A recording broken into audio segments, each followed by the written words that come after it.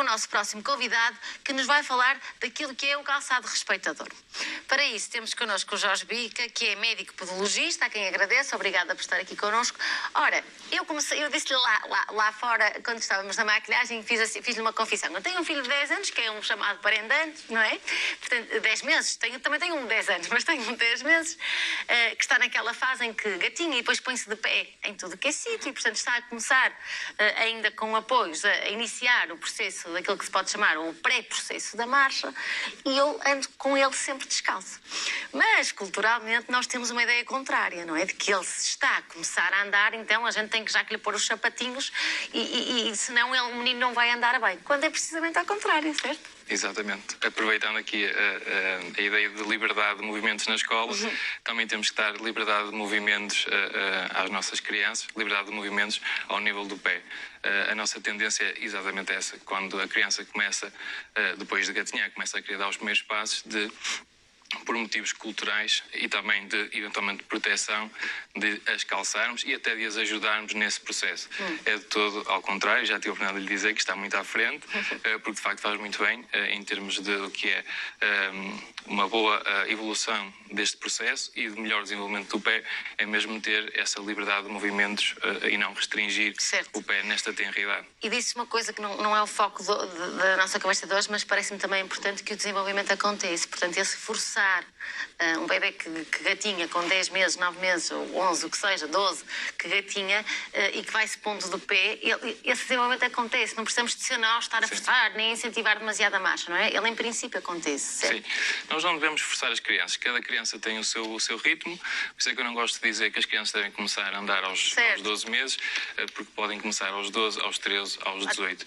E muitas vezes é todo prejudicial. Nós tentamos estimularmos uma criança que em termos neurais, ainda não está preparada para caminhar, ainda não tem tónus muscular, por exemplo, em termos de abdominal, por exemplo, e nós vamos ali estimular um movimento que ela não está preparada. Isso é todo prejudicial. Certo. Até mesmo na questão do pé. Se o pé ainda não tem força ligamentar para estar a suportar o seu peso, nós não temos que o forçar, porque vamos aqui até adquirir algum medo, a criança pode adquirir algum medo e até acaba por atrasar aqui esse processo. Por isso é que coisas como andarilhos e etc. também não são de todo aconselháveis, certo? De todo. Nós temos que dar liberdade às nossas crianças, num espaço em que ela esteja seguro, que possa por ela explorar e estar por ela criar o seu próprio ritmo. Muito bem, quando são mais velhinhos, efetivamente precisam dos sapatos, nomeadamente para ir para a escola, mas nós ouvimos hoje falar cada vez mais de um conceito de calçado respeitador. Portanto, antes de avançarmos em recomendações práticas, sei que tem aí um exemplo lá para nos mostrar, perceber o que é isto do calçado respeitador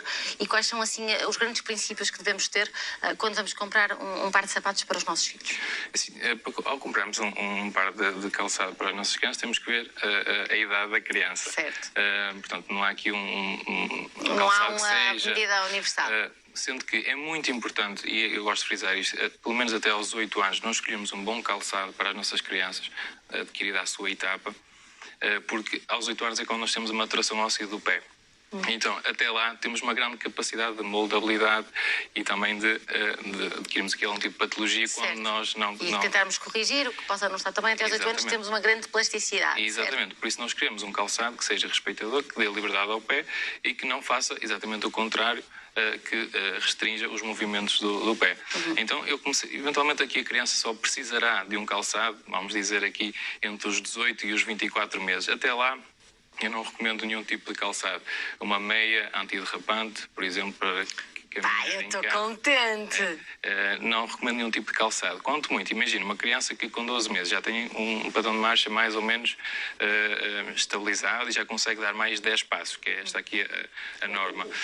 E vamos a um parque onde tem umas pedras, pode ter algum vidro, aí sim nós escolhemos um calçado que seja o mais maleável possível, a sola super, super fina, e que na parte do calcanhar possa ter um rebordozinho com um siliconezinho ou, por exemplo, na zona do antepé, uma borrachinha para proteger um bocadinho se eventualmente pisar ou der uma pancada num sítio mais... Para uma questão mais de proteção? De proteção, exatamente. E que interfira o menos possível na questão do Mas vamos dizer que idealmente até aos 18, 24 meses não há necessidade de usar um sapato, certo? As crianças não se constipam por andarem com o pé descalço, eventualmente no inverno...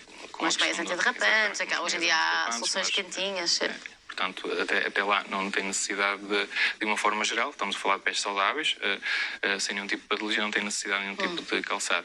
A partir daí, pronto, quando já a partir dos 24 meses, vamos dizer assim, não tem mais coisa, menos coisa. Já há efetivamente uma marcha muito bem adquirida. Portanto, a partir dos 3 anos é quando nós já temos 3, 4 anos, nós temos um padrão de marcha mais maturado, ou seja, mais aproximado que a criança vai ter na sua idade pediátrica até aos 18 anos.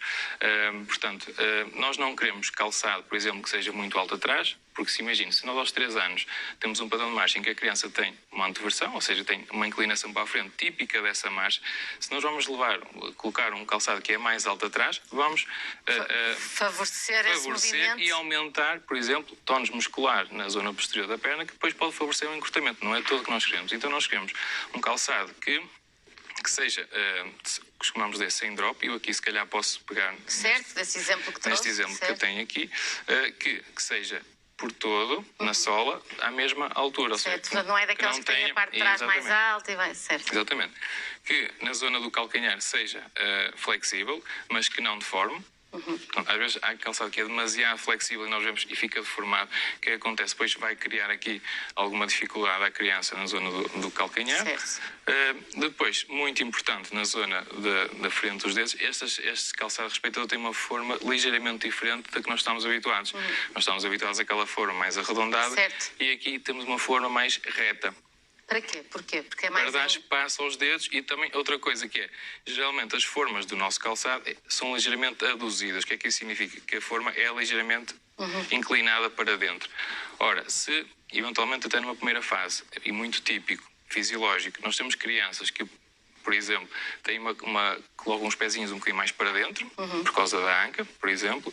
Nós, com esta forma mais aduzida, vamos aumentar ainda mais, lá está, como falámos anteriormente, outra situação que é fisiológica e passageira, na maior parte das vezes, nós estamos a aumentar aqui pelo menos em 5 graus, que é já essa forma aduzida que tem, 5 graus essa inclinação para dentro. Portanto, e aqui garantimos que há um pouco mais de movimento com o pé? Sim, que temos espaço para os dedos, porque depois é uma coisa que nós vemos muito nos adultos, quase toda a gente, mas já vejo muito crianças com 7, 8 anos, crianças com 12, 16, com os dedos em garra, totalmente agarrados, com joanetes, com alterações digitais, calosidades. Isso tem a ver com o facto de sermos esta zona... Sim, se o nosso calçado favorece este tipo de forma digital, acaba por não ter espaço e ele fica acumulado. Portanto, 1, 2, 10 anos a caminhar assim, principalmente nas fases de maior plasticidade, é o que depois ficamos com os dedos assim em garra. Muito bem. Exatamente. Depois, calçado, portanto, que não é rígido na sola, portanto, as crianças têm uma atividade física dentro deles que correm, saltam. Esperemos que sim, então nós o que é que queremos? Nós não queremos, eu quando vejo um calçado que uma criança usa e depois no final ele está praticamente direitinho, isso não é bom sinal. Nada. É sinal que o calçado, em termos da marca, tem uma boa durabilidade, mas ele não deformou à custa dos pés das nossas crianças. Portanto, eu prefiro ver um calçado deformado, porque, lá está, esta flexibilidade é muito importante porque eles correm, saltam, fazem mudanças de direção e nós de todo não queremos restringir esse movimento. Na zona dos dedinhos, ter esta capacidade de dorsiflexionar, portanto, fazer esta para que eles possam fazer o despegue mais favoravelmente, e depois uma zona que são muito práticos, mas que têm aqui o mais próximo da zona da tibiotársica para dar estabilidade ao pé. Portanto, estando mais seguro o pé, conseguem fazer uma marcha mais eficiente, sem grandes despende de energia. Depois há meninos que têm o pé mais gordinho, o pé mais magrinho, leves, e aí temos essa margem. Leves, e depois, muito importante, que idealmente eu gosto de que as palmilhas possam sair, e aqui podemos verificar essa tal forma reta, com espaço para os dedos, não é aquela sem elementos anatómicos. O que é que isso significa? Os elementos anatómicos, aquela situação de que, por exemplo, para o pé plano, supostamente, que é fisiológico, portanto, há uma fase, isto é preciso dizer às pessoas, que há uma fase em que as crianças é normal que tenham um pé aplanado. Claro, se têm dúvidas, peçam uma avaliação por um profissional habilitado para perceber se está dentro dos padrões fisiológicos ou não, mas que é normal, e se nós vamos aqui colocar elementos anatómicos, potencialmente estamos aqui a favorecer algum tipo também de patologia. Palmilhas que sejam respiráveis, que eles transpiram muito, e até facilita, porque se nós tirarmos podemos colocar num local fresco a secar para outro dia, mas depois também é muito importante nós percebermos quando é que o calçado está a ficar curto, que é outra das questões que muitas vezes é responsável por unhas encravadas, aparece muito em consulta, porque passou aquele limite em que a unhita ficou ali um bocadinho mais apertada e faz uma unha encravada. Alterações digitais. Como é que nós sabemos que se o sapato está adequado aos nossos filhos, em termos de tamanho? É muito fácil. Se a palmilha sair, nós o que é que podemos fazer? Medimos o pé do nosso filho, uma folha A4. Quando são maiorzinhos é mais fácil, mais pequenos é mais difícil. Mas eu já vou explicar, podemos sempre adaptar a folha A4 com o pé no papel, em carga, e nós com uma caneta, de maneira perpendicular, traçamos o contorno.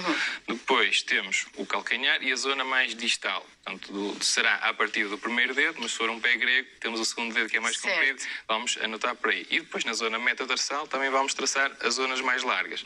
Ora, podemos recortar e depois colocar a palmilha, ou a palmilha colocar em cima da folha. Nós temos que ter do final da nossa palmilha até, ou neste caso, da marca do pé até ao final da palmilha, temos de ter pelo menos 0.8 a 1.2. Isto é descrito também para os adultos. Portanto, nestes casos, e também para não ter um calçado demasiado grande, eu recomendo que, aos pais, vamos adaptar aqui um bocadinho, 0.5. E vigiar mais vezes. Temos de ter uma margem de 0.5. 0.5, exatamente. Que é para eles terem capacidade de mexer os dedinhos lá. Eu acho que se houver lá os sapatos não deve andar nada assim, não é? Nós imaginamos. Sim, cada vez mais, eu posso também estar numa bolha, mas cada vez mais os pais têm preocupação e faz parte também do nosso ensinamento de transmitir isso aos pais e vejo cada vez mais essa preocupação e os pais chegam a uma consulta já com esta informação. Portanto, já sensibilizados para estas questões. Algo também muito importante é quando chegamos a cá, também estar calçados o menor tempo possível. Também mesmo as nossas crianças mais velhas, certo? Sim. Não é? Chegar a casa e tirar os sapatos é um bom princípio. É ótimo, até porque o calçado vem da rua e nós sabemos uma questão de higiene, sim. Exatamente. Até aqui relativamente à questão da pandemia que tivemos, ficámos mais alerta para isso, mas o calçado fica sempre na entrada e em casa andam sempre descalços de preferência. Certo, porque faz bem e não constipa. Diga, por favor, lá para casa que não constipa. As constipações já mas eu deixo isso se calhar para os pediatras, mas não ouço muito isso lá em casa, então sempre ouvi, ai meu Deus, eu todos descalços, vou todos ficar constipados, de maneira nenhuma. Nós ouvimos muito isso mesmo com as crianças pequeninas e eu também passei por isso com os meus filhos. O menino anda com os pés assim à vista, vai ficar ao léu, exatamente, os pés ao léu, vai ficar doente. Não fica. Aqui uma curiosidade que é, até aos 6, 8 meses o bebê tem mais neuroreceptores sensitivos ao nível do pé do que propriamente nas mãos. Se nós o calçarmos, estamos a tirar aqui uma grande capacidade, até de se conhecer ele mesmo. Porque nós vemos muitas vezes bebés colocarem o pé na boca. Aquilo não é só porque querem chuchar no dedo. Eles estão a perceber o limite de descoberta sensorial. O limite do seu corpo. E é por isso que nós, se colocarmos meias, calçado rígido, vamos inibir esse processo, para condicionar. Portanto, pezinhos de fora e calçado adequado com estas recomendações todas. Obrigada, Jorge. Foi um gosto estar consigo. Obrigado.